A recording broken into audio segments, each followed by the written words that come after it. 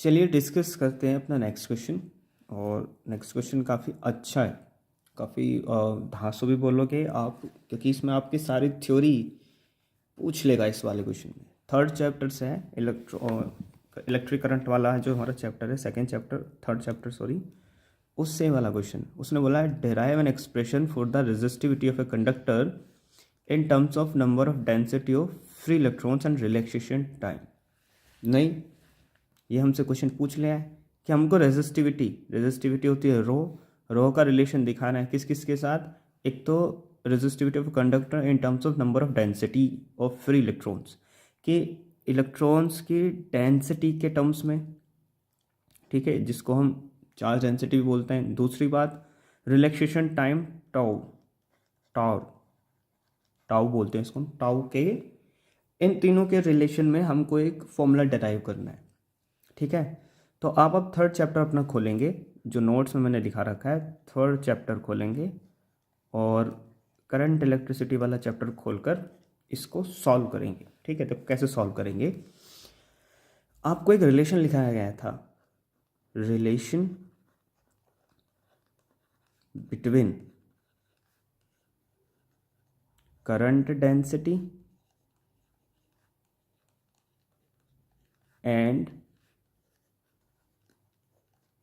Drift velocity. ये relation लिखाया गया था, relation between current density and drift velocity. कितना था वो, जे थी हमारी करंट डेंसिटी, ये कई बार एग्जाम में भी दिया था आपको क्वेश्चन, माइनस के N into electron into drift velocity, जहाँ पर इलेक्ट्रॉन क्या है हमारा, चार्ज है हमारा, ठीक है नहीं, इलेक्ट्रॉन का एक चार्ज है। वी क्या है, ड्रिफ्ट वेलोसिटी है। और एन क्या है, number density of free electrons, कि एक पर्टिकुलर एरिया में टोटल कितने इलेक्ट्रॉन्स हैं उसको नंबर डेंसिटी बोलते हैं फ्री इलेक्ट्रॉन्स की। जे तो आपको पता है चार्ज करंट डेंसिटी है। चलिए आगे चलिए, इसको मानेंगे क्वेश्चन नंबर 1। अब देखो, मैंने ये बोला था कि रूम टेम्परेचर पर जो इलेक्ट्रॉन्स होते हैं किसी भी मटेरियल के अंदर या किसी भी कंडक्टर के अंदर, वो रैंडम मोशन करते रहते हैं रूम टेम्परेचर पर रैंडम मोशन करते रहते हैं। जब ये रैंडम मोशन करते हैं तो जब ये इलेक्ट्रॉन एक दूसरे से टकराते हैं ना, तो टकराने के बाद ये कुछ देर तक अपनी, ऐसा बोल सकते हो, काइनेटिक एनर्जी खो देते हैं, जिसकी वजह से ये हल्के से, बिल्कुल बहुत ही ज़्यादा मालूम टाइम के लिए रेस्ट पर चले जाते हैं। समझ रहे हो, फिर इनके पास एनर्जी आती है, फिर ये रिवॉल्व करने लगते हैं। तो ये जो रेस्टिंग पीरियड होता है दो इलेक्ट्रॉन्स के टकराने के बाद का, उसको हम रिलैक्सेशन टाइम बोलते हैं, टॉ बोलते हैं, ठीक है नहीं। तो अभी इस चीज़ को भी इंक्लूड करना पड़ेगा, क्योंकि डेरिवेशन में बोला है कि हमको रिलैक्सेशन टाइम भी लिखना पड़ेगा।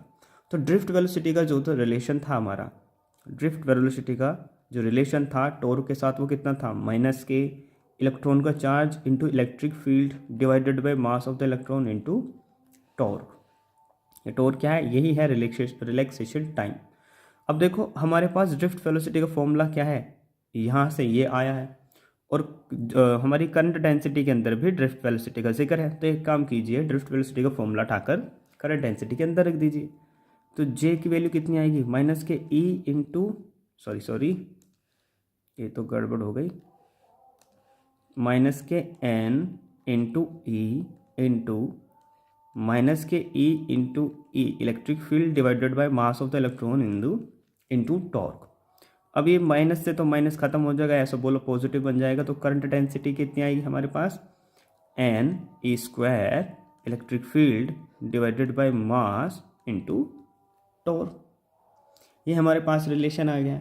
अब एक काम करना, अब इस इक्वेशन का जो आपकी इक्वेशन आई है, ये वाली इक्वेशन, हम ओम्स लॉ लिखेंगे वेक्टर फॉर्म में, समझ रहे हो, ओम्स लॉ वेक्टर फॉर्म में इक्वेशन रखेंगे और इसकी कंपैरिजन कर देंगे। यही करेंगे, नहीं करेंगे, जल्दी बताओ, इसकी हम कंपैरिजन कर देंगे। ओम्स लॉ को लिखेंगे वेक्टर फॉर्म में, वो होता है जे इक्वल्स टू सिग्मा इंटू ई, जहाँ पर ई क्या होती है हमारी इलेक्ट्रिक फील्ड,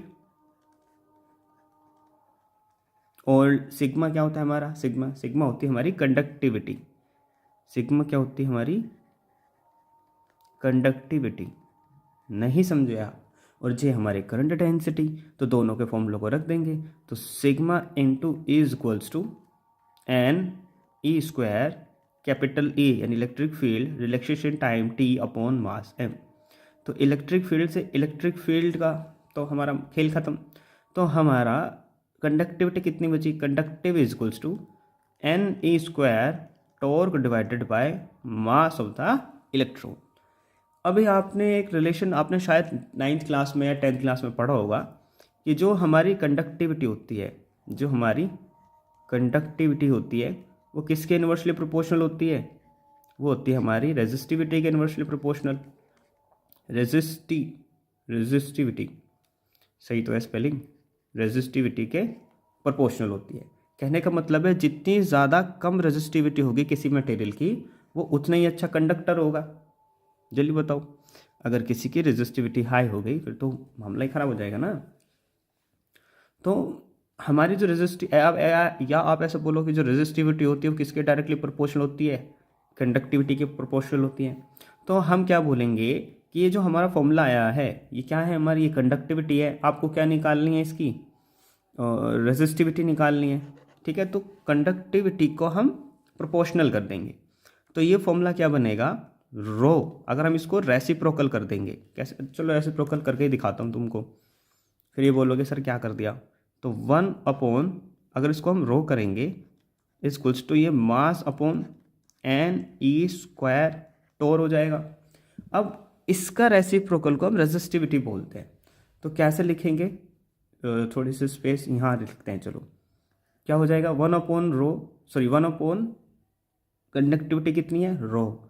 तो रो का फॉर्मूला क्या आएगा, मास अपॉन एन ई स्क्वायर टोर। देखो ये है हमारी रेजिस्टिविटी, और रेजिस्टिविटी किस टर्म्स में पूछा था उसने, number of density of free electrons और रिलैक्सेशन टाइम।